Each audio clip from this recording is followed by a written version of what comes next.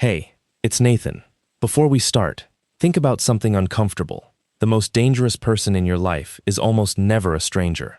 It's the one who knows your schedule, your bank login, the exact spot on the road where you slow down. Today's story is about Rhett Vaughn, 20 years a recon Marine, a man who spent his career being invisible in places he was never supposed to be. He came home, hung up the uniform, and thought the war was over. He thought the careful people in his family were the ones who loved him. He was half right. And what I love about this one isn't the payback, though the payback is something else. It's the lesson underneath it. Patience is a weapon, and people who underestimate a quiet man do it exactly once. Watch how Rhett refuses to explode. Watch how he lets his enemies keep talking, keep spending, keep digging their own hole. Because a trap only works if the people walking into it are sure they're the hunters. Stick with me to the end. There's a moment out on the water I still think about. Let's get into it. Rhett Vaughn learned a long time ago that the loudest man in any room is usually the most afraid.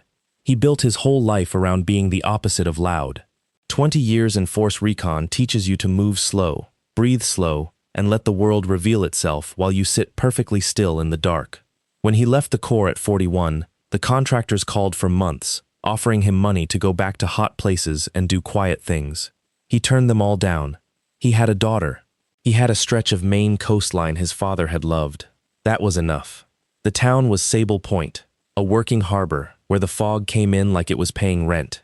His father, Amos Vaughn, had run Vaughn Marine Salvage there for 40 years, hauling sunk boats and lost engines up from the cold green bottom of the bay. When Rhett came home, Amos handed him a wetsuit and a set of keys and said, "Took you long enough." That was the whole ceremony. Rhett's daughter, Lark, was 16 that summer. All elbows and opinions, and a laugh exactly like her grandfather's. She could free dive to 30 feet and name every wreck in the bay.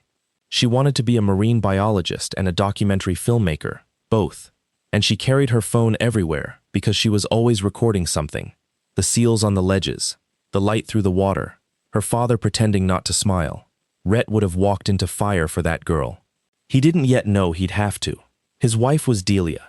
He'd met her years earlier, when he was still deploying, and she liked the idea of a man who left and came back like the tide. But a man like Rhett coming home for good becomes real, and reality smells of diesel and early mornings.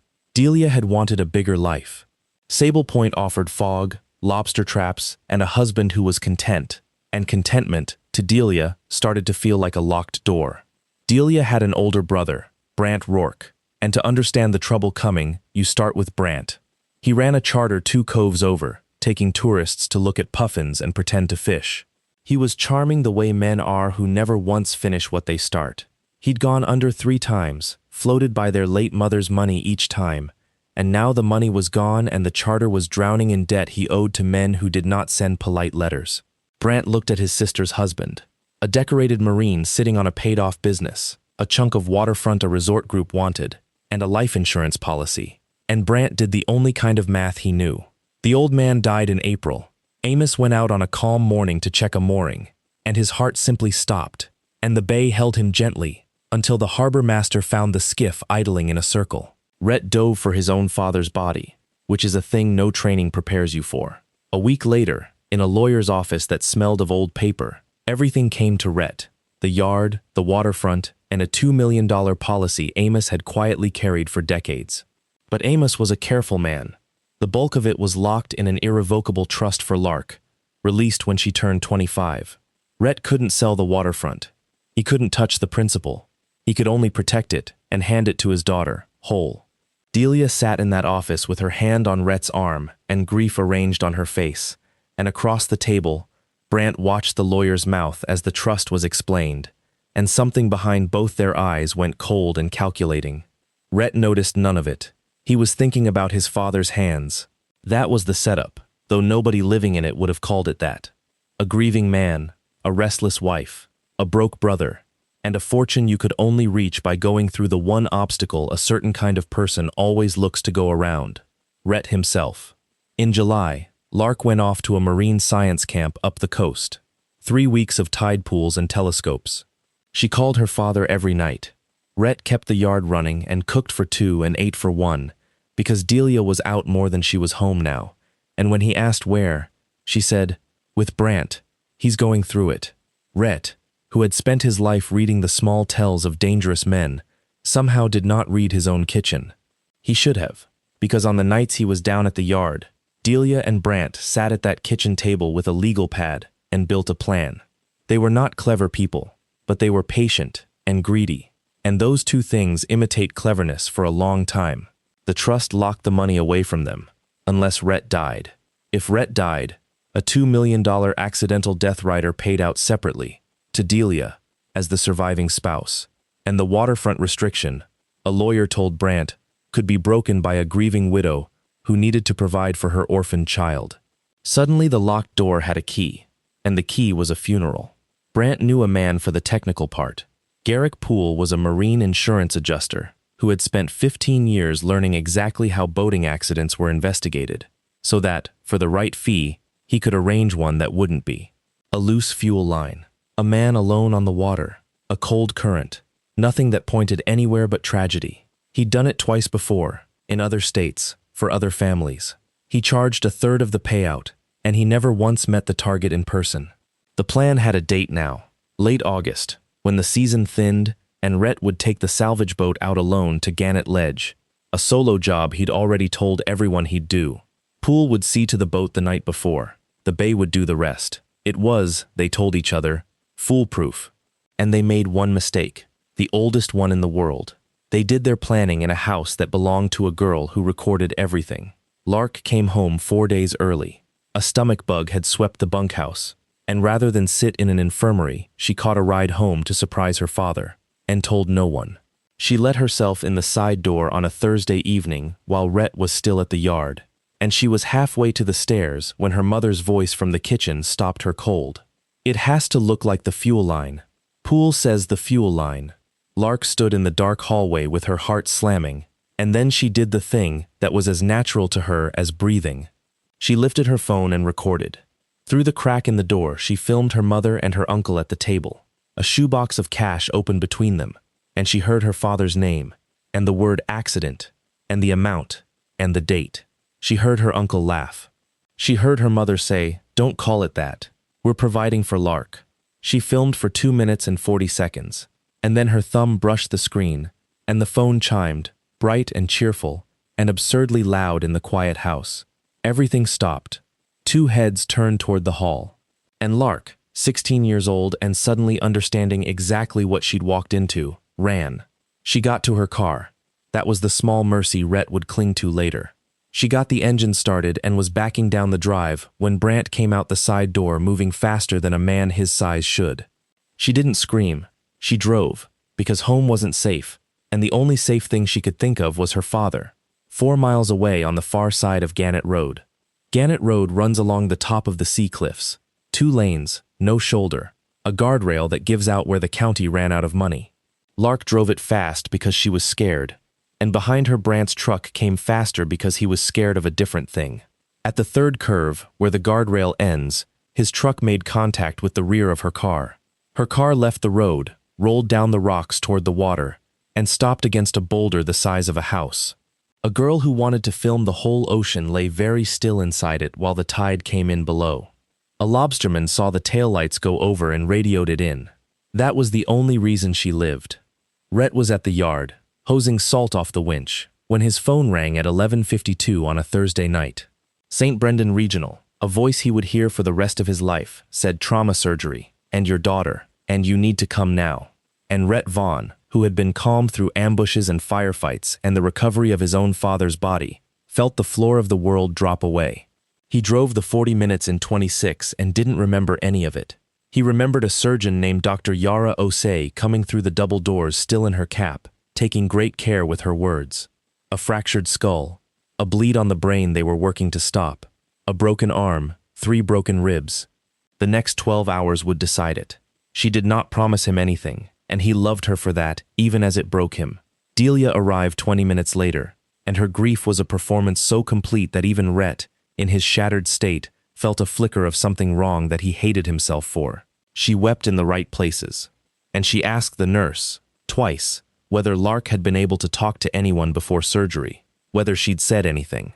At the time, Rhett thought it was a mother needing her daughter's last words.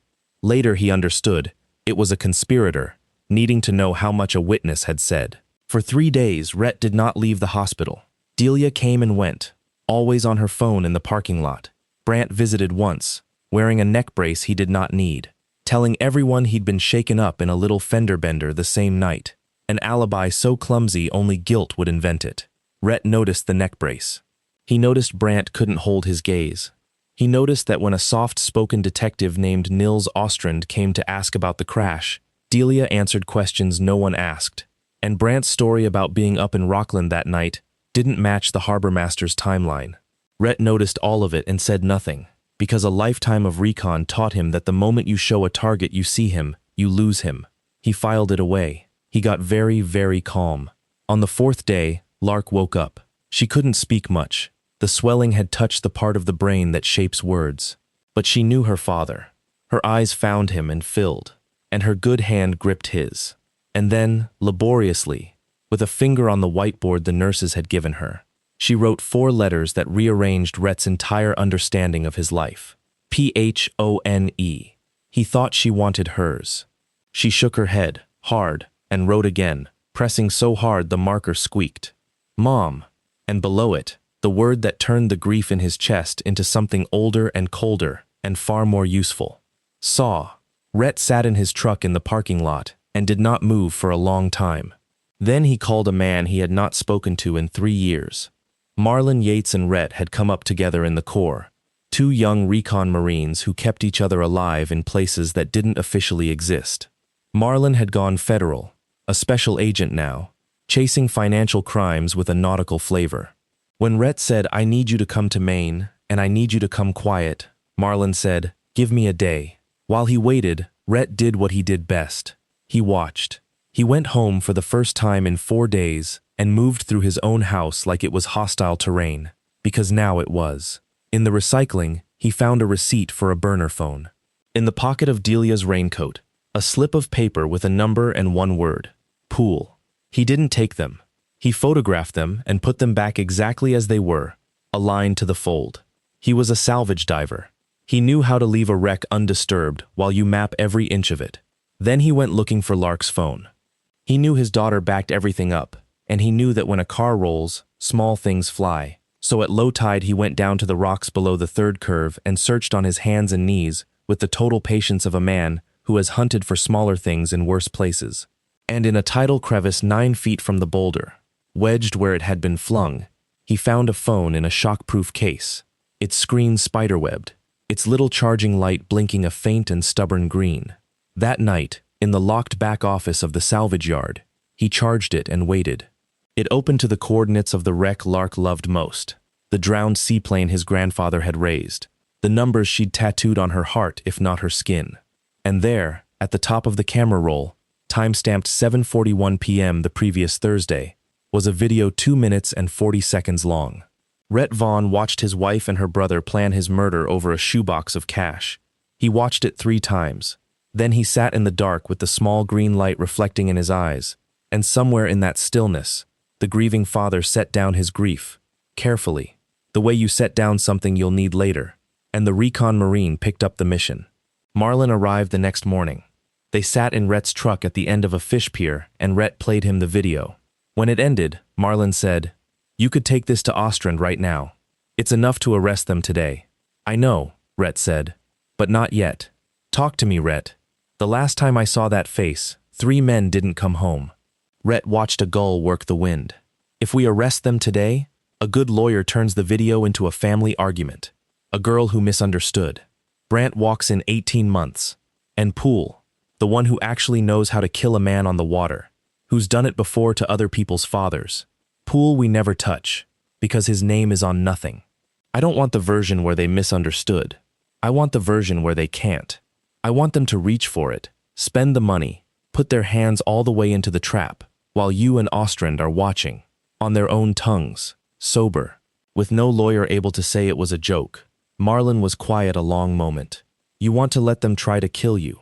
I want them to think they are," Rhett said. "There's a difference, and it's the whole thing. It took a week to build." Marlon brought in Detective Ostrand. Honest, furious, This was his county and his cliff road and his 16-year-old in a hospital bed. They looped in the Coast Guard Investigative Service and a federal prosecutor who understood that the difference between a conspiracy charge and a life sentence is evidence you can't argue with. The plan used the killer's own plan as its blueprint. Rhett would become the man they already intended to murder. He'd announce, loudly, that he was taking the salvage boat out alone to Gannett Ledge to finish the recovery, the exact solo trip Poole was waiting for. And then he'd let them come. The thing that let Rhett sleep those nights was simple. Poole knew how boats broke, but Rhett knew how the sea killed, and how it spared. From 30 feet down in the cold with no light, Poole would sabotage a boat. Rhett was a salvage diver who could take that same boat apart and put it back together blind. It was like teaching a shark to fight a man on land. First, he had to live inside the lie with the two people who'd tried to erase him. The hardest thing he ever did. Harder than any deployment.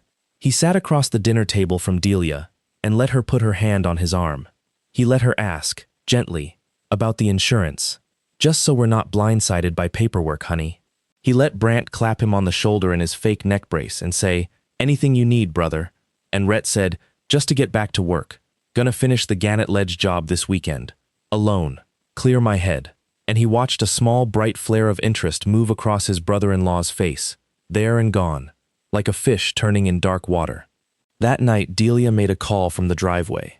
Ostrin's people, with a warrant now, were listening. She said little. She wasn't stupid, but she said enough. It's on for Saturday. He'll be alone. And a man's flat voice answered. Then Friday night I'll go say hello to his boat. It still wasn't the ending Rhett wanted. A lawyer could call that ambiguous. So the task force let it run. They let Garrick Poole come. Friday night, Poole came the way careful men come. On foot, after midnight, dressed like the dark.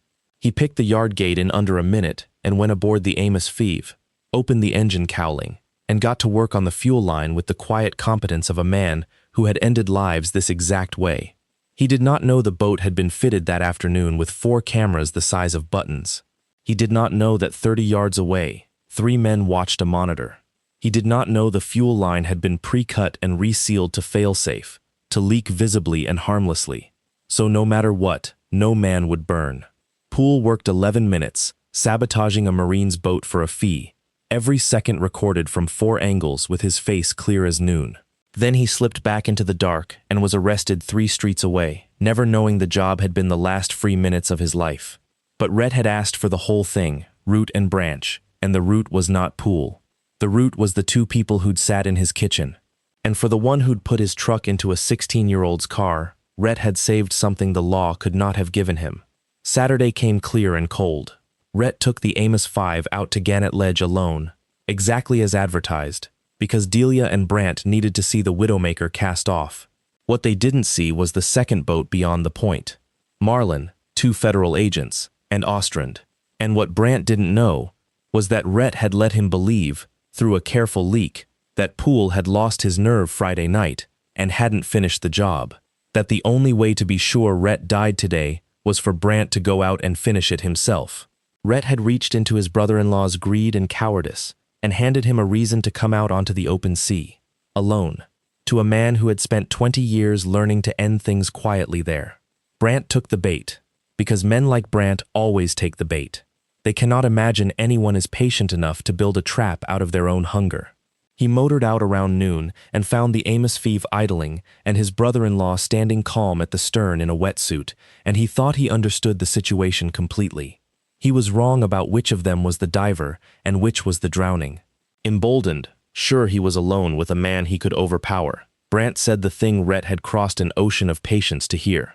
He laughed and said he should have hit the girl's car harder the first time, that the kid had almost ruined a perfect setup, that Delia had cried for a week that she lived.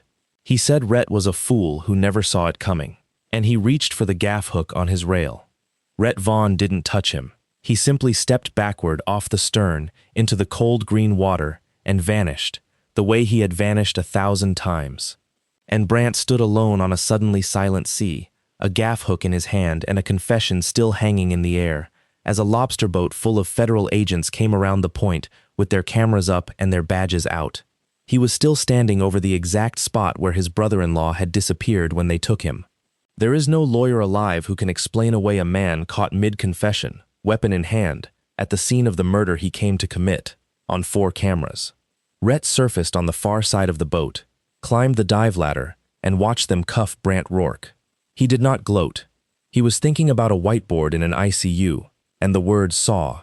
They arrested Delia that afternoon, and the thing Rhett remembered most was not her tears, which came instantly and, for the first time, were entirely real. It was the moment her own voice was played back in the interview room, in her own kitchen, saying it has to look like the fuel line, saying we're providing for Lark, laughing at her brother's joke about her husband's death. It was the moment she understood that the daughter she'd tried to grieve into silence had done the one thing Vaughns did better than anyone on that coast. She had gone down deep and brought the truth back up into the light. Garrick Poole took a plea and testified against everyone, because careful men are always first to save themselves. He is serving 30 years. Brant Rourke was convicted of the attempted murder of Rhett, the attempted murder of Lark, and conspiracy, and he will be an old man before he sees water that isn't behind glass. Delia was convicted of conspiracy and the attempted murder of her own child, and Rhett sat in the courtroom for every day of it, silent, present, unmissable, so she would always know exactly who had let her walk all the way into the trap she'd built for him. The accidental death rider paid nothing, because there was no accident and no death. Amos Vaughn's careful clauses held. Every dollar stayed locked and waiting for the girl it was always meant for. Lark came home in the fall. Her words came back slowly, then all at once, the way the tide comes in. She still has headaches, and a scar along her hairline she refuses to hide. She also has her father, the salvage yard, and the whole gray-green ocean she plans to film.